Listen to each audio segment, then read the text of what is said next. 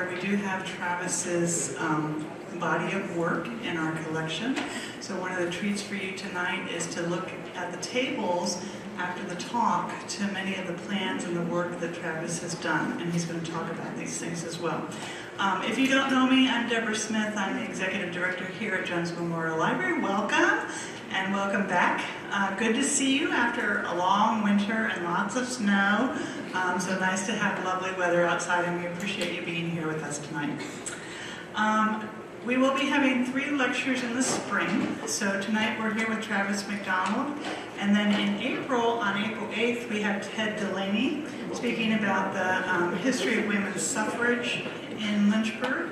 And then we have May 13th, Robert Canada from University of Lynchburg is going to talk about civil rights movement in Lynchburg. So I hope you'll be able to join us for those. If you don't already have one, you can pick one up on the way out the door. It's the lineup of the lectures with more info. As you may know, as you came in, Lynchburg Public Library is renovating downstairs, so the parking is going to be a little probably tighter over the next few months as they're doing the renovation. But we're super excited to see what it looks like after they're done in 2027. And today was the first day where we started to hear a little bit of pounding downstairs, so we know that the work is progressing, which is all great. So we're looking forward to seeing that finished result. But we have been busy upstairs while they've been busy downstairs. And I hope that you'll take some time this evening to check out our new memory lab and our new oral history lab. And those doors are open here on this side. Those are grant-funded projects, so the memory lab is a place where you can bring your slides, your photos, your VHS tapes, your CD-ROMs, your DVDs, and you can convert those into digital format. And it's all for free. So you can book an appointment for an hour up to 3 hours. You can do that on our website. You just go to jmlibrary.org/lab. And you can do that all for free. Book an appointment. You can do maybe slides first, and then another month you might want to do photos. But whatever, we have all the equipment there, and on your first visit, our staff will sit down with you and go through the equipment, and then the instructions are there. So we did purchase equipment for the lab, which is sort of easier to use, more intuitive. You don't have to be an expert, so don't be shy, and preserve things maybe for the next generations. The other thing that we've done is we have changed our card catalog. So back in the old days, you might have remembered going to the library like I did. You look things up on those index cards. Now it's all online. It's been online since the late 1980s. But we've made some improvements in our catalog. And we now have an ability for you to do what's called a combined search. So you can look at our catalog, which is our physical holdings that are in the back, so the books, the maps, things in print format, and you can also connect directly, sort of in that combined search. You'll see the physical format, and then you'll see the digital format on the other side. So it's all in one. You don't have to search 2 different places anymore. And we just rolled that out earlier this month. So exciting stuff happening here at Jones. And you can also book an appointment. You can find the catalog through our website, or you can go through catalog.jmlibrary.org. You can get to the digital.jmlibrary.org. And that's pretty much it for the announcements. So it's now my honor to introduce our speaker this evening, Travis McDonald, who I'm sure many of you know and probably needs no introduction, but we will go ahead here. So Travis McDonald is an architectural historian extraordinaire, I would add, who was hired to direct the restoration of Poplar Forest in 1989. He is a native of Galveston, Texas, and he received a degree in American history from the University of Texas and a graduate degree in architectural history from the University of Virginia School of Architecture. He formerly worked for the chief historical architect of the National Park Service, for the Colonial Williamsburg Foundation, and has directed museum restorations in Virginia for more than 40 years. In 2011, he was awarded the Architecture Medal for Virginia service by the Virginia chapter of the American Institute of Architects for his work at Poplar Forest. And I hope many of you have gone over to see that. I'm sure many of you have and are familiar with that project. In 2016, he received a commendation from the Virginia Senate for preserving the heritage of Virginia. And in 2021, he was awarded the University of Virginia School of Architecture's Distinguished Alumni Award. So please join me in welcoming Travis. He's going to speak for about 45 minutes, and then we'll have time for Q&A. Thank you.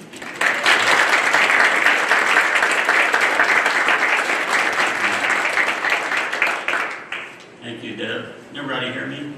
Yes. Yeah. Seems like you're very far away from the screen, but hopefully you'll be able to see this. And we're going to turn the lights out so you can see it better. Yeah, better. As long as I can see what I'm doing. So this is about this collection that I donated to Jones Library, I think last year, maybe the year before.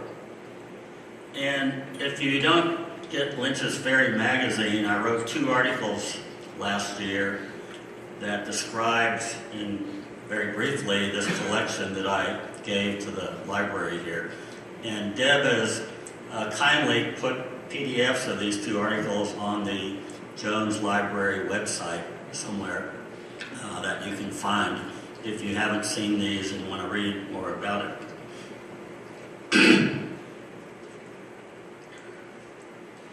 So this story starts in 1990.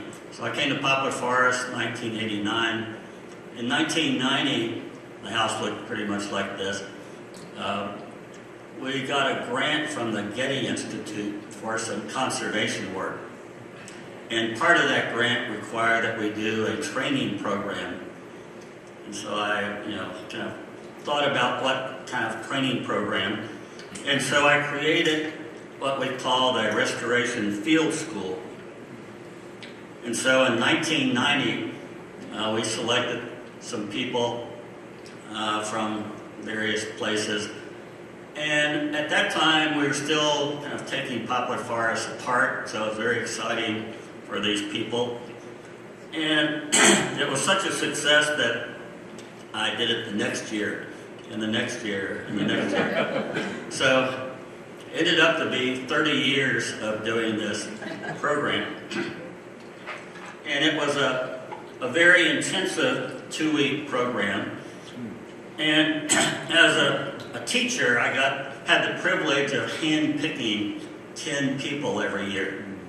I mean, every teacher would love to be able to do that. And these could be graduate students, they could be professionals, they could be from any discipline. They just needed to demonstrate that they had an interest in learning what I wanted to teach, and also that they were going to probably use what I was going to teach them. So this was, as I said, very intensive. It was about all the things that go into a museum quality restoration project, things that no graduate schools in preservation were teaching. And so I would pick 10, maybe 12 people if it was a good selection. And we spent probably about 100 hours in 2 weeks going over all the things that were related to restoration. And as I said, things that you aren't learning in any kind of graduate program, excuse me. So what was involved was really the process of teaching from an idealistic project, which Poplar Forest was very much an idealistic project, even though it was the little project that could. And so one of the most important things that I learned was that young professionals and students were not getting enough hands-on experiences on working with old buildings. Typically in an architectural history program or class, somebody says, this is a Georgian building, this is a federal building. Well, in the real world, this building is Georgian, federal, Italianate, Victorian, and the real world is kind of messy. That's why a lot of people, professors, use a nice book where everything's neat and tidy. And so that was one of the the purposes of doing this. Excuse me. As I said, these people could come from any discipline, and they came from all over the country. I just randomly looked at 4 class roles from one of these programs, and these were the states that the people were coming from. So it was from all over the country, and after a few years, it was really word of mouth. But I will be sending notices to most of the 30 to 50 historic preservation programs in the country, putting up a old-fashioned poster somewhere. So in the early days, as I said, Poplar Forest was still being investigated, and we had these people help remove plaster or remove trim, look at things that we were still discovering. But eventually, Poplar Forest was kind of investigated, and we started looking at other buildings in Lynchburg and the surrounding counties. But on site, we were talking about all the philosophies of museum restoration, materials. We'd have our staff go over all the various materials that Jefferson had used and that we were trying to use. Talking about research and construction documents in order to get things correct from the research to the carpenter's hand. We even had people do some hands-on demonstrations like molding with antique molding planes, which was very exciting for people to experience. And we were also doing field trips to sites around Virginia. Here you see Barbersville and the really wonderful Presswood Plantation down near Clarksville. We, for many years, went to Richmond, looked at some unique museum houses. That one on the top left was the Wickham House that I worked on before coming to Poplar Forest. Of course, we went to Monticello, where all the restoration crew were always delighted to talk to us about nitty-gritty things. And of course, UVA was always a laboratory for learning. And they were, after many years, starting to do the right things with the professional staff, but always willing to share what they were doing. So the process for the field school was to teach people how to investigate a structure, what to look for, and how to analyze what you did find.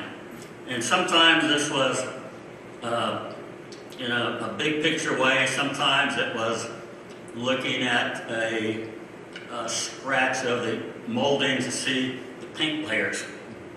But it was a process of knowing, learning what to look for.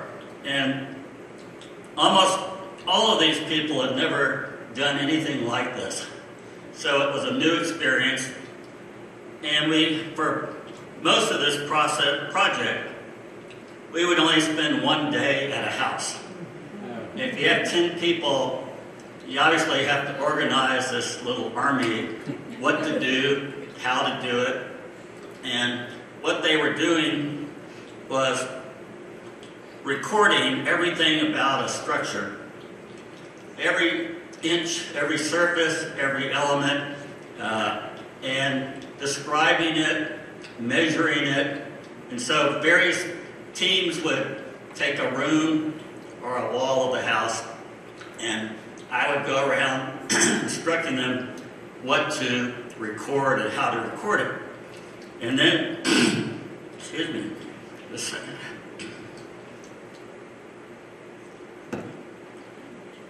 And then in the evenings of their second week, they were at Lynchburg College in the dormitory trying to put all this together as a draft. Sometimes, and we always look for an empty house, something not occupied. Sometimes the houses were in a very good shape, just like somebody had just moved out. Sometimes they were kind of partially taken apart, dismantled. Sometimes they were more dismantled, which was always the fun part, to look beyond the surface. Sometimes you could see the skeletal bones of the house, which is even more exciting to see the construction technology. Some places had a social and cultural bit of flotsam jetsam stuff that you had to kind of ignore, even though it was very compelling to look at. But if you're only there for a short time, you had to ignore this stuff. Sometimes things were a little precarious. Of course, I had everybody sign a waiver before. There are some places where nature was winning the battle of taking over an abandoned house. And very rarely, maybe only 3 times, did I come up with a historical document before we looked at a house. But that was not the point. This is one example, Clement Hill down in Pittsylvania County, one with all the ivy. This is another one where somebody I knew who owned the house pulled out this photo, which wasn't too different from what was still there. This is called plain dealing in Campbell County.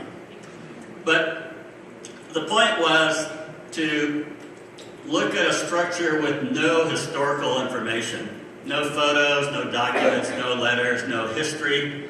If you had all that stuff, it's easy. But what I wanted to teach was to walk into a place with nothing other than your eyes and to figure it out. That was the whole point of this exercise. So sometimes we had a modest-sized building. Sometimes it was a large building. This one was occupied, Marywood. Sometimes we did extra buildings on the site if we had time, different outbuildings. And the process was, before we went to one of these sites, I would have gone and measured it and done a floor plan. And the floor plan would have a number for each room for documentation. And the floor plans were also used for annotating the things we were investigating.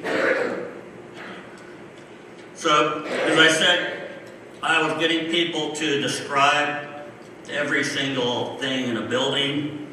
What was the wall, the ceiling, the doors, the windows, the features. Same thing on the exterior. Now, most of these people without experience, had a little bit of trouble with terminology, but that's where my editing came in. And it was all about teamwork, people who had never met each other before trying to work together to do these things. And what were we looking at? Sometimes it was stylistic parts of a house that could help date it. Sometimes it was hardware. Hardware is very dateable if you have a good hardware catalog from a certain era. Sometimes it was looking at ghost marks. In this case, what kind of plaster lath was on this wood? Was it a sawn lath or a hand split lath? And what kind of nail was holding it on? Nails and screws were very important because you can date a building by those in certain eras, as well as hinges, types of hinges. Sometimes it was looking at the structure, the framing, or what's covering the framing, what kind of nails are holding on the weatherboards. How do you tell the difference between old brick and mortar and modern brick and mortar? That's probably one of the easier things to learn. Looking at paint layers. I taught them how to do a quick little examination of the layers on trim in the house, but then we would take samples and look at them under the microscope. That can tell you what trim in the house was the same era, or what rooms were being painted at the same time. And if you really got into high-tech investigation, you could tell the era of a paint by its chemistry. We also, this was exciting for people in our restoration shop, we teach them how to do mortar and plaster analysis. You can't date a house by a mortar or plaster itself, but you use it as a comparative tool. Which plasters are alike, which mortars are alike, where are they in the house? And you can only do that when you get it down to the dirt, the fines, and the sand after you get rid of all the lime material. Very exciting thing for students to do. So eventually, at the end of 2 weeks, everybody gave me their rough notes on the description. I would then spend a week or 2 or 3, depending on the size of the house, editing and adding my information. So what was in a report, and there are a number of them on these 2 tables for you to look at. One thing might be the evolution of a house. What was the first, second, third, fourth parts of its construction? This was a case where I did that by looking at the outside of the house and how a house grew. And again, this is almost all about looking at what the house tells you, the physical document. Sometimes I would do a reconstructed image of a house. This one in particular fascinated me. It's in Charlotte County, and I'd never seen a house that had 4 chimney stacks on the 2 main elevations of the house. I still have never seen one like it. So, with the plan in hand, every room had a number, but more importantly, every window and door had a unique number. So that when somebody's describing these things in the report, you could refer to the plan to see what window and door that might be. I would spend most of my time taking my own notes and annotating these plans, which was kind of the easiest way, simplest way to document a house, along with photos and other drawings. So here's an example of a fairly small room, and you can see, how many comments you might put in that one space. Or here, this is just a very small closet. How many things can this closet tell us about the age and where it was in the evolution of the house? Occasionally, I had people in the program who liked to do sketching. Some of them were architecture students, and sometimes they were just good at doing sketches. One of the most important things to record was all the molding trim in a house. This might not seem like a big thing, but the moldings of a house are really like the DNA of a house. You can look through a house, and here's a plan where you're trying to make sense of all the like moldings. So you might have original moldings, then you might have 30 years later somebody remodeling with different moldings, another 50 years, different moldings. And if you look at the big picture and make sense out of this, it tells you how the house evolved. And my favorite place of any house, even in the summer, was the attic. And I would tell my students, if you only had 30 minutes to figure out the date of a house, where would you go? You go to the attic. Why? Because attics haven't been remodeled. They haven't been renovated. You're going to see the construction materials at the time of construction. The saw marks, the nails, the joinery, and the next best place might be the basement. But usually basements have been altered. And I might do, if the house was good enough, I might do even more drawings like this. This is a wonderful place in Nelson County called Montezuma. Details of some unusual joinery in the attic. This was a simple little outbuilding at Rosedale, but was very worth recording because outbuildings are disappearing very quickly. Sometimes I do a site plan. This was a wonderful federal house up in Madison Heights that's now long gone. Sometimes, this is out in Campbell County, there was a whole slew of outbuildings, every imaginable outbuilding from the 18th or early 19th century. Right after I did this, the young couple who inherited this property said, "Oh yeah, we're going to get rid of all those old buildings." So I was always afraid to go back there. And just a quick look at the buildings that I recorded, or the field school recorded, is in these counties. So when I say Central Virginia, most of it was Lynchburg, Bedford, Campbell, Amherst, some Appomattox, but sometimes farther afield. And all these buildings that I was recording on my own outside of the field school, which was approximately 80 sites, people would just call me up at Poplar Forest and say, "Hey, I have an old building, you want to come look at it?"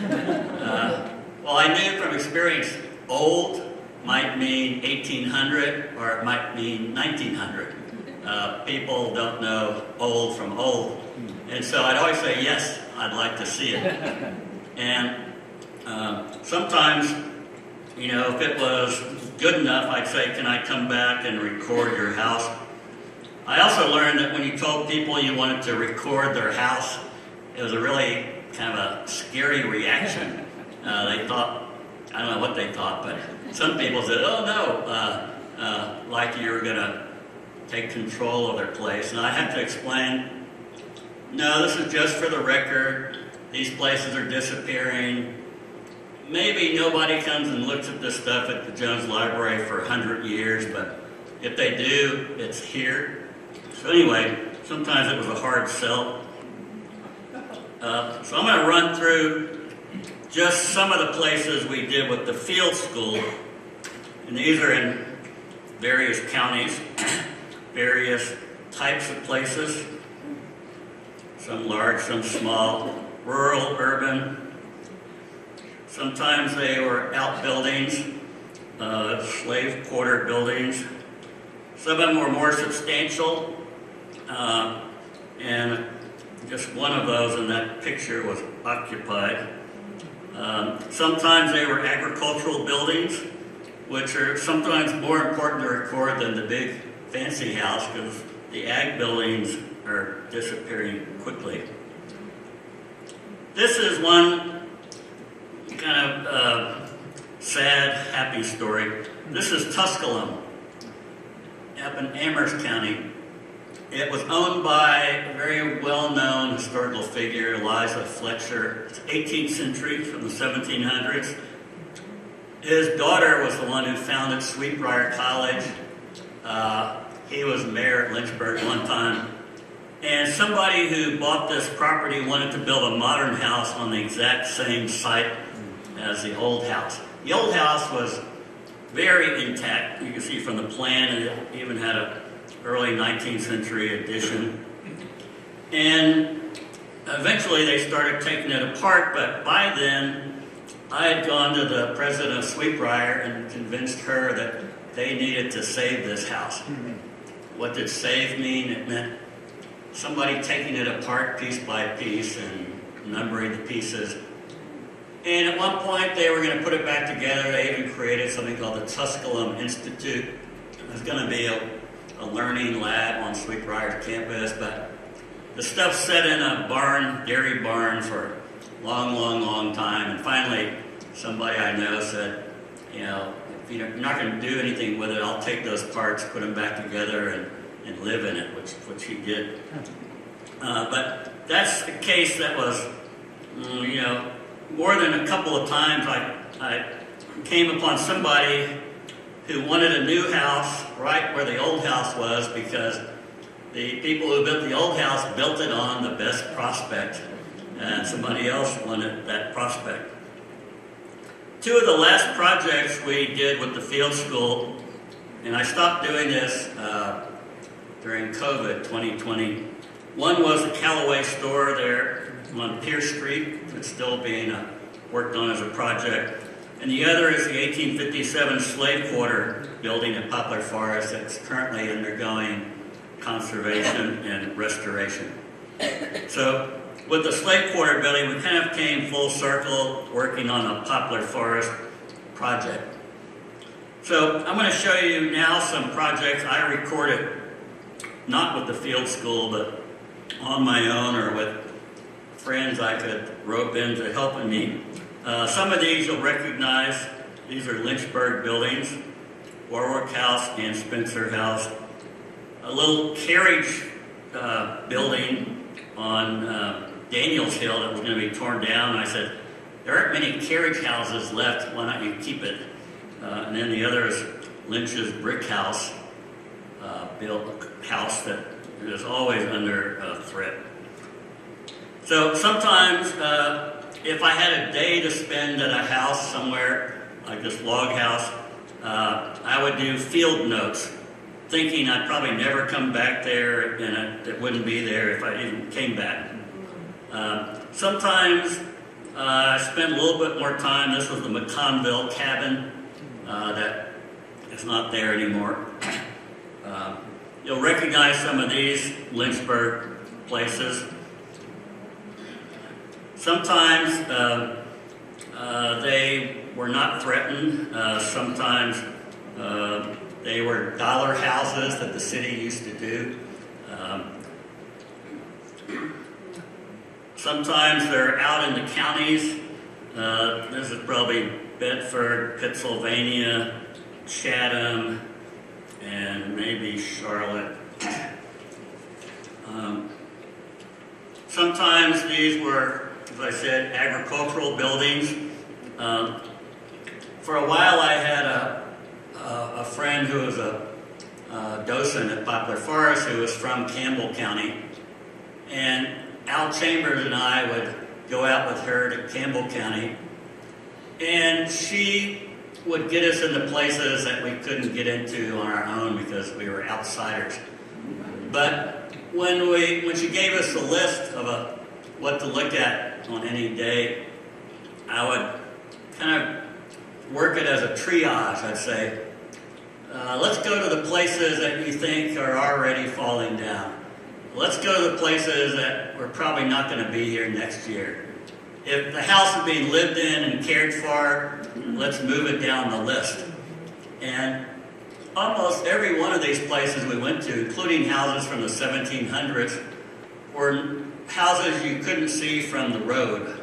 Somebody had to tell us where they were and convince the people that we wanted to look at them. And if you're only there for 30 minutes and you weren't going to come back, you just took as many digital photos as you could. If you were there for an hour, maybe you took a few measurements. If you came back for a half a day, you could do more, but most of these places only saw once. These are some examples of some slave quarter buildings, either high style or very rural. Plenty of log cabins. You can never date a log cabin by its logs. You need to look for things like nails and screws and other features, but log cabins could have been for enslaved people, or it could have been right after the Civil War with the same family. You don't always or almost never know the history. Some of these places aren't there anymore. These three, 2 of them in Lynchburg, 1 in Madison Heights, are gone. These places are gone. A little, tiny little story-and-a-half house, a log house, cabin. These places are gone. Some of these were in very good shape. Maybe somebody wasn't living there, but somebody could have certainly done a little bit of restoration and fixed them up, but that didn't happen. This is an example that still bothers me. This was a really sweet little 18th century house in Nelson County, the Mosby House. Colonel Mosby's family, and he probably grew up here. It looks worse than it was on the inside, except for the porch that had already been torn off the back. It could have easily been restored. I thought I had convinced the owners to keep it, and then I heard they just bulldozed it. This is another sad case. This is Mingia on the VES campus. I was asked to try to figure it out, how old it was, its evolution. I said, okay, I'll spend 2 weekends there. And I went there the first weekend, took some notes, and by the time I came back the next Saturday, it was in a pile. Somebody rushed to demolish it thinking I was going to prevent them from keeping it. And I was really just there to record it. There are always surprises. This is a house way out in Campbell County in the middle of a cow field. It doesn't look like much on the outside. Every wall on the inside had this bizarre, wonderful painting, faux painting. I mean, it's not even representing anything except the artist's imagination, and you wonder what he had been drinking. Another surprise, Appomattox County.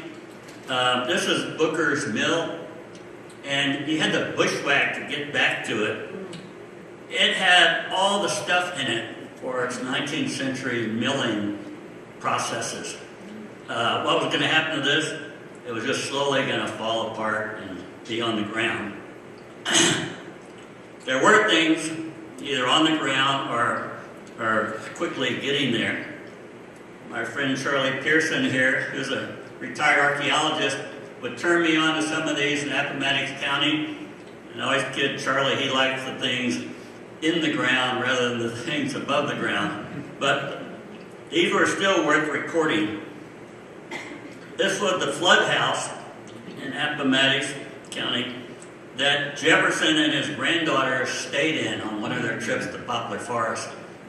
This is gone now, and when we were looking at it, you could say it had a room with a view. Again, you know, some of these are a little precarious. And some other Jefferson-related places, the Dr. Tucker House on the top left, which has the only terrace Jeffersonian roof of any other building that we know that was not connected to Jefferson.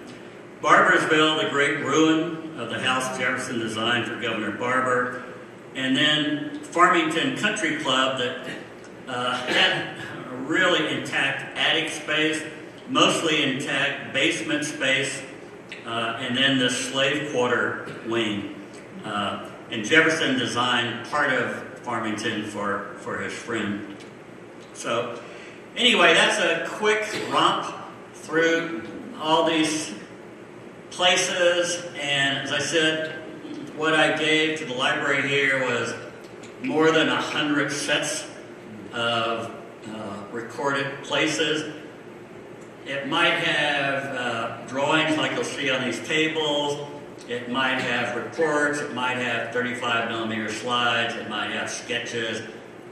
Not every file was as extensive as the others, but these things didn't need to stay at Poplar Forest where nobody would look for them. Not that they're looking for them now. But since Jones has a huge architectural drawings collection started by Al Chambers, this was the appropriate place to add to that. So, anyway, that's my story. Thank you.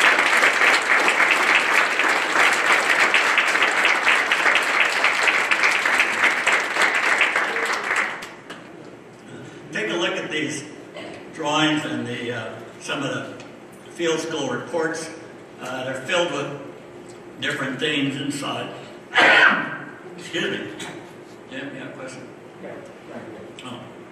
First, I want to say thank you very much for doing all this hard work to report all these places. I know there are probably hundreds more that you haven't gotten to or didn't get to. I have two questions. My first question is there a repository of the pictures that you've taken that you have shared or would share with maybe Jones or? It's all in the Jones files, and of course the stuff just got here last year, so I'm pretty sure they have put it all away in archival sleeves and boxes, but has it all been scanned and copied? No. But there is a list of places, and when I gave the stuff here, I sent this list to every one of the county historical societies and libraries in the region, saying some of your buildings are in this collection at Jones. Again, not that anybody's beating down the door to look at it, but a lot of, all of these images I showed you today were digital. So after what year? After about 2005, I had digital files. I did not go back and scan the 35 millimeter slides to show you any early pictures of some of the projects. Those can be scanned, but there are, thousands and thousands of them. Sometimes there are color prints that are annotated. Again, one file might have a lot of stuff and one file might have very little, but how you access it all is not a question for me. Yeah. Did you ever run into use dendrochronology in any of this work? Did we ever use dendrochronology? No, as I said, almost all of these were a one-day visit to a site. And maybe I went back to something 2 or 3 times, but dendro tree ring dating is expensive, and we only did that once at Poplar Forest. Again, the point was to have no documentation, no history, just to figure it out, and you can do that to a good extent, but this was a learning experience, and hopefully some of these people that came to the program went on to use this information. In fact, I know many of them did. So that was my, reward, getting to pick 10 very highly motivated students, and then knowing that most of them were going to use what you were telling them, and that kind of scratched my teaching itch for 30 years. When I did teach a couple of university college classes, I was very disappointed because I couldn't pick my students. Any other questions? Tim? Yeah, Travis, did you send any of this information to Richmond? Is there a repository there? Almost every field school report we did, which is about 20, 25, a copy went to the Department of Historic Resources in Richmond. Stuff I was doing on my own, probably not. Sometimes, but probably not. What I learned was the State Preservation Office back in the 70s had money to do surveys of historic buildings in every county. By the 80s and 90s, that money was disappearing, and there are some counties that never got surveyed. Campbell County, for instance, had what was called a windshield survey. Some guy went around, and what he could see from the road, he took a black and white picture of it. And a lot of these very early places I was seeing in Campbell County, the state had no idea that they were there. And that's just, a reminder that every county around here, every rural county has got stuff like this. A lot of people don't know its value. It's just an old building. It's disappearing really fast. But the state usually has very little knowledge of most of these counties, especially the whole southwest of Virginia. You know, the way they used to do it was they'd hire a young architectural historian, put him in the county for a year, and he would go down every road, talk to every person that lived there, and that would be a comprehensive survey. When I helped Amherst County get some money to do a survey, they said, no, we don't do it that way anymore. We're hiring a out-of-state firm who's going to come in, and you know, these people don't know the people, don't know the place. They're going to come and go as fast as they can. And you're throwing your money away. For the same money, hire a young historian who's going to do a better job. No, we don't do it that way anymore. So there are some states that continue doing survey by budgeting for a state preservation office. Every state is required to have a preservation office. Not every state now is required to do survey. Some states just budget it and have really great staff who are recording things still. Two of the best states are North Carolina and Maryland. Virginia, not so much. Everybody thinks Virginia has looked at everything in the state. Not so. Okay, that's probably enough. We'll take a look at these drawings or reports, and thanks for coming.